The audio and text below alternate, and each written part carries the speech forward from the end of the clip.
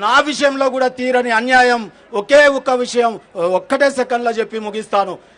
ఎంబీసీలకు 1000 కోట్ల రూపాయలు ప్రతి బడ్జెట్లో కేటాయించినారు. ప్రతి బడ్జెట్లో ఇక్కడ ఉన్నటువంటి శాసనసభ్యులు అందరి దృష్టికి తీసుకురావడానికి నేను ప్రయత్నం చేస్తా ఉన్నా. మా పాయల్ శంకర్ అన్న పదే ఫోన్ చేసి అడుగుతూ ఉంటాడు 1000 కోట్లలో ఎన్ని వచ్చినాయి అని చెప్పి.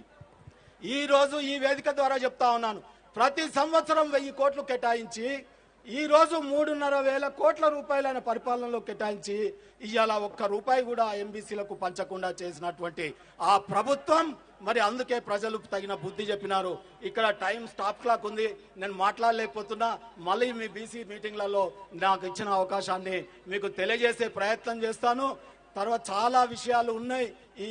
నేను ప్రెసిడెంట్ గారికి రామచంద్రరావు గారికి పొద్దునొచ్చి కులవృత్తులు ప్రదర్శిస్తున్నా, ఒకసారి వాళ్ళని విజిట్ చేయమని మిమ్మల్ని కోరుతా ఉండు. జై బీసీ, భారత్ మాతాకి జై.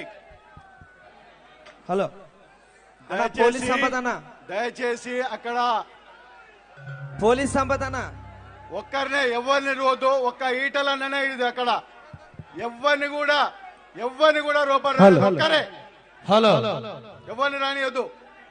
ఈటల రాజేందర్ గారికి స్వాగతం చేస్తూ వేదిక మీదకి రావాల్సిందిగా కోరుతున్నాను. ఇప్పుడు మన శాసనసభ్యులు పాయల్ శంకర్ అన్న గారిని మాట్లాడవలసిందిగా కోరుతున్నాను.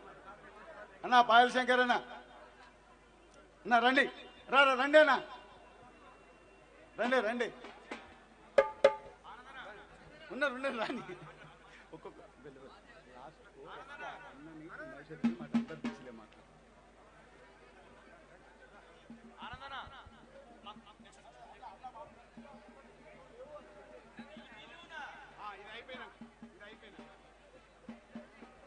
జై బీసీ, బీసీల ఐక్యత వర్ధిల్లాలి, బీసీల ఐక్యత వర్ధిల్లాలి. భారత్ మాతా కీ జై, భారత్ మాతా కీ జై. 42%